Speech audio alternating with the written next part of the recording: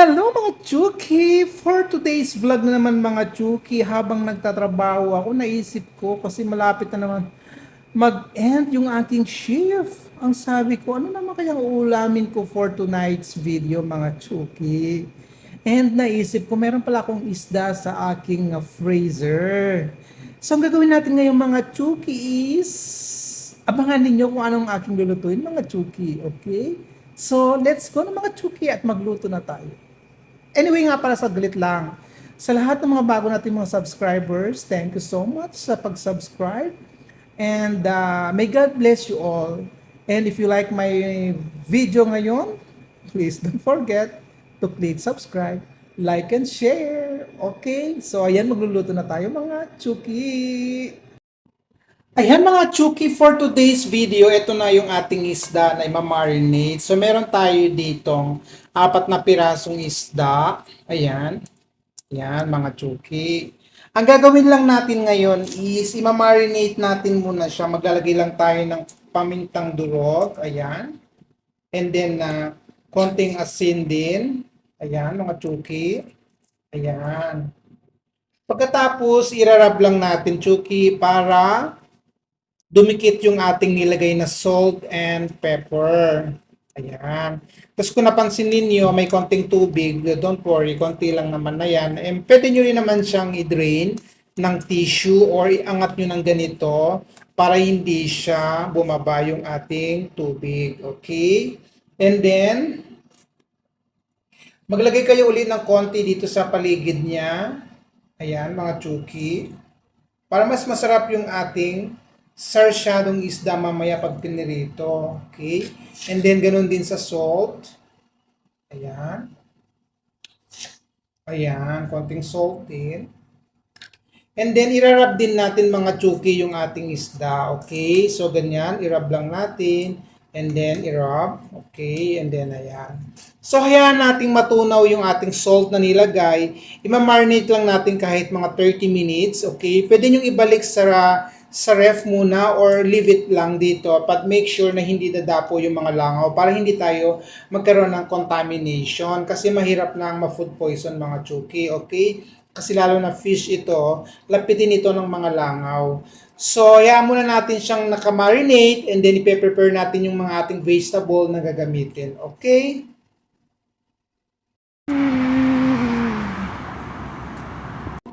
So, ito na nga, Chuki. Sinalang na natin yung ating kawali na kasing tanda na natin kung gaano siya kadumi.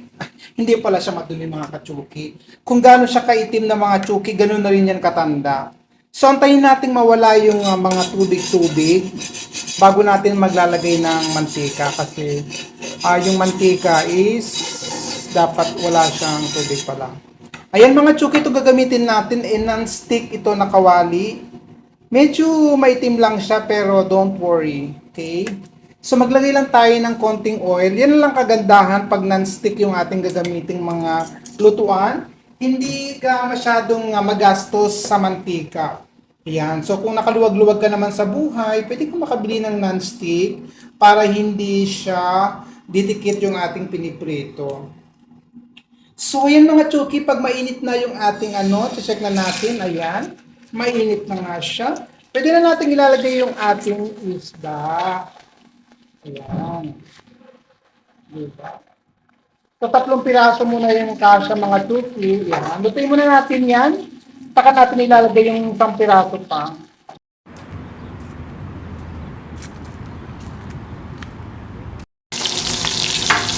So, yan na nga ka-Chuki. Pag ganito na yung ating isda, lumabas na yung kanyang dugo. Babalik ka rin na natin siya, o, diba? Hanggang bilis lang balik ka rin pagka non-stick yung gamit natin kawali. Matanda na itong kawali ko mga Chuki, pero matibay yan. Ayan. O, diba? Siguro itong kawali mga Chuki, mga na yan, 10 dekada na yan. Matibay yan. So, ayan, antayin natin ulit maluto and then saka natin balikan.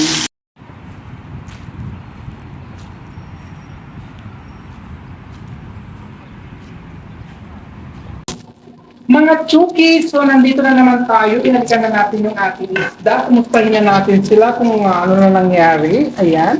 Tingnan na natin mga Chuki. Ayan. O, luto na mga Chuki. O, pag ganyan, okay na yan. So, ayan, kung nagustuhan mo yung aking video for today, please don't forget to click subscribe, like, and share. Ayan mga Chuki, malalaman mo naman kung luto na siya kung hindi na maingay yung ating isda. Okay? So, ilalagay na natin yung ating isang piraso pa. Yan. So, hayaan muna natin sa maluto and then balikan natin sa uli. Okay mga Chuki, nandito na yung ating kawali na naman. Ayan, mainit na yung ating kawali, wala ng tubig. Maglalagay na tayo ngayon ng konting mantika mga Chuki. Ayan. Konting mantika lang mga Chuki dahil mahal ang ating bilihin ngayon. So hindi naman kailangan ng maraming mantika para mas healthy yung ating pagkain.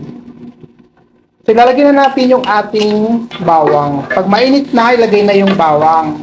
Ayan.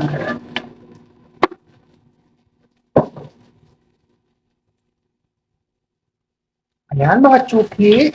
Hayaan muna natin maluto ng konti yung ating bawang.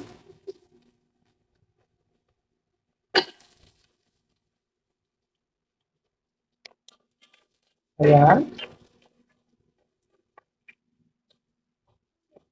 Pag medyo mag-brown na siya, ilagay na natin yung ating sibuyas.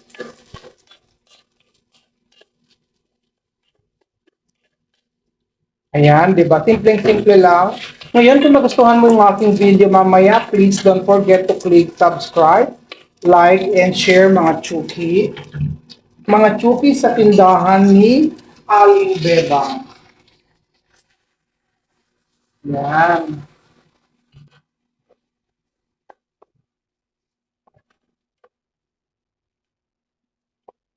Hayaan muna natin mag-translucent yung ating sibuyas. Saka natin ilalagay yung next na sangkap mga Chuki.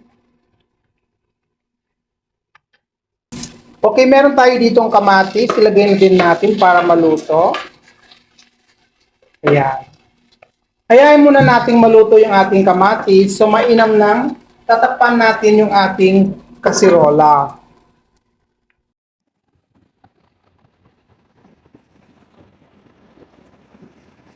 Ayan na mga Chuki, tignan na natin yung ating ginisang sibuyas, kamatis, at bawang. Ayan. Konting halo-halo pa hanggang sa medyo maluto pa yung ating tawag dito, kamatis. Ayan. Mas maganda kasi mga Chuki, maluto yung ating kamatis, yung madudurog talaga siya para pagka kinagat natin saktong-sakto, okay? So ngayon, pwede na natin ilagay yung ating bell pepper. Ayan, maglalagay tayo ng konting bell pepper, red and green bell pepper mga Chuki, okay? Ayan. Tapos, maglalagay din tayo ng konting chili. Ayan. Para mas masarap yung ating sarsyadong isda, mga Chuki.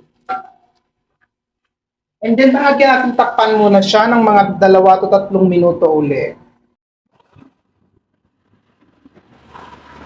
Ayan, Chuki, tingnan natin uli yung ating niluluto, kung kumusta na ba siya.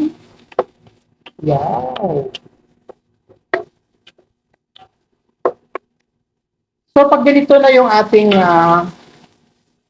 niluluto, mag-add lang tayo ng konting asin at saka konting black pepper mga Chuki, okay? So, just remember na naglagay na kayo ng asin doon sa ano ninyo, sa isda, nung piniprito siya, so medyo maalat na yun. So, kung konti lang kayo mag-asin, wag na kayo magdagdag, pero kung okay lang naman sa inyo yung asin, magdagdag lang kayo kasi baka matabang din naman yung inyong pagkain.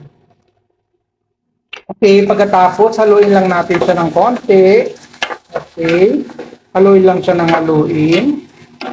Ayan mga Chuki. Okay. So, ganyan pagluto na yung ating ingredients, mga sangkap, mga gulay-gulay, kung anong tawag niyo dyan. Ipapakita ko muna sa inyo yung ating itlog. So, ito yung 5 piraso ng itlog natin. Ayan. Batilin lang ninyo mga chuki. Alam niyo naman siguro kung paano magbatil ng itlog. And pagkatapos, ilalagay lang natin dito sa ating gulay. Ayan. Pagkatapos, haluin lang natin siya. Ayan.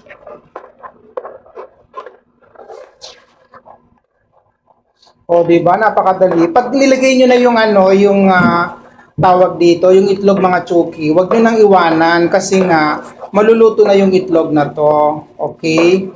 Pero para mas maganda chuki, maglagay tayo ng konting tubig para medyo magsabaw yung ating sarsyadong isda. Okay, so ito yung konting tubig. Ayan. Naglagay ako ng konting sauce, mga chuki, para medyo mabasa-basa yung ating sarsyado. Ayan. So mag-add lang kayo ng tubig mga chuki, huwag kayong matakot. Pero tignan nyo din ninyo na hindi magmukhang sinigang or nilaga yung inyong sarsyado. Ayan. So pag ganyan na yung ating sarsyado, yung ating itlog mga chuki, okay, ilalagay na natin yung ating isda na pinirito kanina. So ito yung ating piniritong isda kanina mga chuki. Ayan.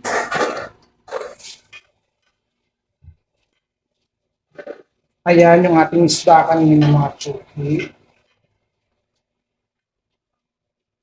Ayan. So di ba ang sarap na tignan ng ating isda? Pagkatapos maglagay lang tayo ng konting chili sa ibabaw. Ayan. Konting red pepper. Saka konting, ayan.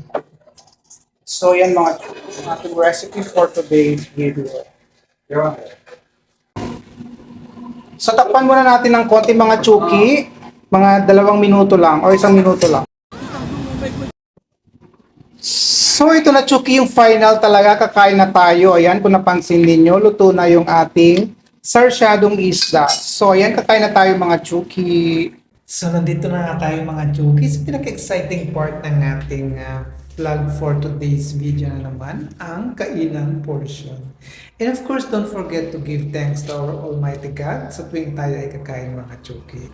Ayan, so hindi ako mag-rice ngayon mga chukis. Ito yung kakainin ko ngayon, yung tinatawag nila dito mga roti or parota or ano man yung tawag nila dyan mga chuki. Parang lumpia wrapper ito sa atin bansa.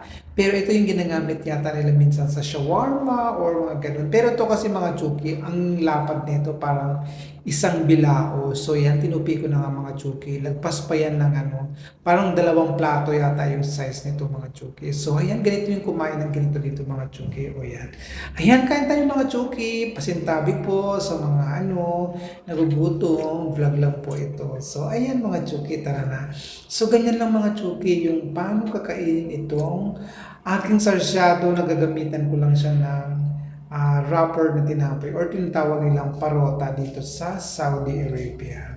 So ayan sa mga OFW na katulad ko dito sa Middle East, malamang nakatikim kayo ng ganito. Please comment down below naman kung nakatikim na kayo ng ganito. Okay mga chuki. At sa lahat ng mga nanonood sa aking video, please comment naman kung taga saan bansa kayo para naman alam ko naman kung saan sulok ng mundo ang aking video nakakarating. Ayan. Salamat mga chuki sa inyong walang sawang pagtangkilik sa aking video. Ayan, at kung nais mo pang manood ng aking mga tipid recipe, kasi yung mga niluluto ko talaga mga chuki, mga lang talaga nito, good for one cooking. Kumbaga parang sa isang luto ko 2 to 3 meals na ito or minsan inabot pa ng 4 meals. So kung dinner ko ngayon, hindi kasi ako magba-breakfast bukas ng rice, so lunch, dinner, ganyan. Or minsan kung may tira pa ako ng kahapon na niluto ko. So, ina-alternate ko lang siya para naman hindi ako magsawa sa aking mga kinakain. Pero of course, bawal lang magsawa. Let us always be thankful kung ano yung pagkain na nare-receive natin ngayon. And matuto dapat tayo dun sa nakaraang pandemic na sobrang naghirap talaga yung mga tao. And we valued every single piece of rice. So, ayan guys. So, yun mga chuki, actually itong tinapay na kinakain ko is bigay lang to din ng aming katrabaho dito. Hindi naman niya ginalaw yan, nakabalot pa yan. So, kinuha ko na lang din siya. And sabi ko nga, mag today's video vlogs ako. So, ito na din yung aking kakainin bilang isang magsilbing carbohydrate sa aking katawan. So, ayan, ganyan lang, Chuki. Parang nirarap-rap lang siya. Tapos, ayan, kakainin mo na, susubo mo na lang yan, mga Chuki. Pero, of course, mag-ingat kasi yung isda natin is may tinik. Pero ito namang isda na ginamit ko, Chuki, is tuna. So, malaman talaga yung tuna. Hindi naman siya mahirap kainin unlike yung mga bangus, ganyan. Kasi yung bangus, sobrang dami talaga ng tinik niyan. Pero yung mga ganitong klase naman ng isda is hindi siya matinik. So let's enjoy. Pero mas masarap ito kung i-partner din ninyo is yung grilled chicken fillet. Ayan. So ayan, Chuki, kung nagustuhan mo yung aking video, please don't forget to click subscribe. Thank you!